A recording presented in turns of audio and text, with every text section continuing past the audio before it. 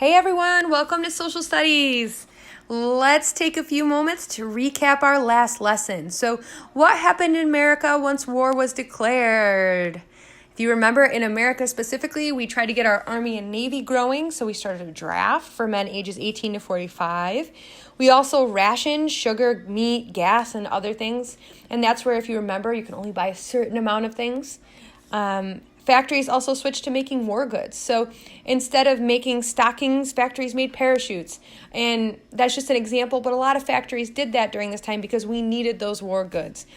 So number 2, what was war like once America joined? Well, when America joined the fight, Germany was pretty much dominating, and Mussolini, but the dictators, the Axis powers, they were dominating pretty much all of Europe when we show up. They actually had even moved as far down here into Africa.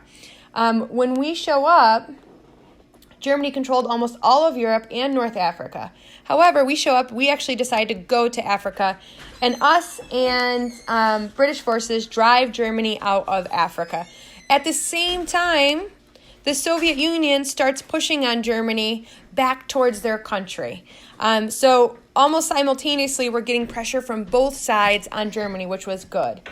Once we've taken back Africa with Great Britain, we then say, okay, let's go after Mussolini in Italy. So then we go from Africa, cross over the Mediterranean Sea, and start pushing into Italy and pushing that back. At the same time, we also go over to Great Britain and start launching airstrikes on Germany. So we have our Air Force over there, and we start launching, airstrikes almost daily on Germany, crossing the English Channel. And then we decide we're ready to start to try to get France back because France was in rough shape. And that is D-Day. That's the day when we land on Normandy and start to take back France.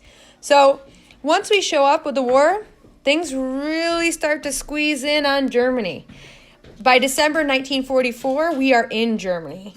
And by May 1945, Germany has surrendered. So when we show up, if you remember, Germany had pretty much taken over a lot of Europe, some of Africa, and that was in 1942. And by the time 1945 is around, we have closed in and Germany has surrendered. So the U.S. shows up and really helps to turn the tides in this war. When Germany surrenders, we have what's called VE Day, which is Victory in Europe Day. Yay! Now what? Is the war over? Not quite. We still have to deal with Japan. So today, we're going to be talking about what are our options to deal with Japan. At the end of the day today, we're going to ask you to kind of evaluate these options and think about what you would have done if you were the president. Option number 1 is drop the bomb. The atomic bomb. You're going to read a little bit here. And if when you read it, you're going to see even the scientists and stuff who were exploring and looking at and working with the bomb said they couldn't believe we would ever use this on people because it's so bad. Option 2 would be Operation Downfall, which would be a land invasion of Japan. And this would mean we would, pull up with our Navy and we would, possibly do some island hopping to get to Japan, but then really just go by land and invade. Probably a lot less innocent Japanese deaths that way, which would be good. However, with any land invasion, a lot of our troops are going to die. And then option 3 is an unconditional surrender, really try to negotiate with Japan and see if we can't figure something out. So what you're going to do is you're going to read through each one of these options, option 1, option 2, and option 3, and then come down here and think about each option. What do you like about it? What do you not like about it? And if you were to choose this option, if you were the president, what would you lose out on? All right, you're going to do that for each option. Just real quick, type something in each one of the boxes.